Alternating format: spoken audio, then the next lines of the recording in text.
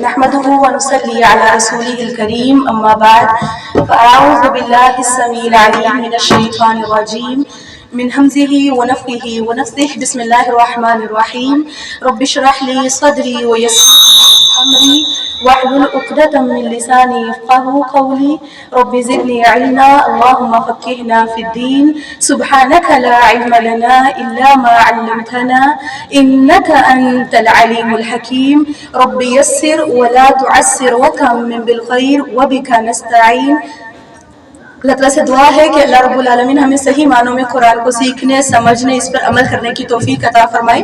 سینین وہذا البلد الامین، قسم ہے انجیل کی اور زیتون کی اور طور سینا کی اور اس پرامن شہر مکہ کی. اللہ رب العالمین نے مکہ کی بھی قسم کھائی اور فرمایا کہ ہم نے انسان کو بہترین ساخت پر پیدا کیا ہے. پھر سے ایک چیز ریپیٹ کریں گے. اللہ کے نبی صلی اللہ علیہ وسلم نے فرمایا جس شخص نے قسم کھانی ہو وہ اللہ کے نام کی قسم کھائے ورنہ خاموش رہے. دیکھیں آج ہم کیا کرتے ہیں، کبھی والدین کی قسم کھا رہے ہیں، کبھی اپنے کی اور پتہ نہیں کن کن چیزوں کی قسمیں کھائی جاتی ہیں. دیکھیں اللہ اور پھر وہ لوگ دلیل دیتے ہیں اللہ رب العالمین نے بھی تو قسمیں کھائی ہیں.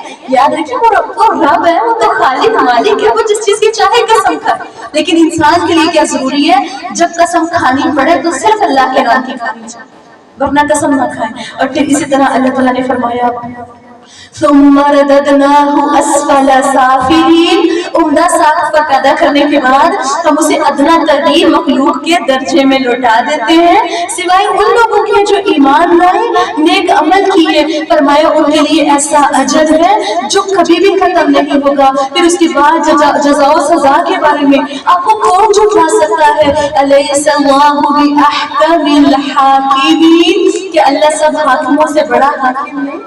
بالکل. جب بھی ابو ہریرہ فرماتے ہیں جو شخص یہ سورت پڑھے تو جب الیس اللہ باحکم الحاکمین پر پہنچے تو اس کے بعد کہے بلا کیوں نہیں، وانا علی ذلک من الشاہدین، میں اس بات کی گواہی دیتا ہوں کہ اللہ کے سوا کوئی بھی بہترین فیصلہ کر سکتا ہے.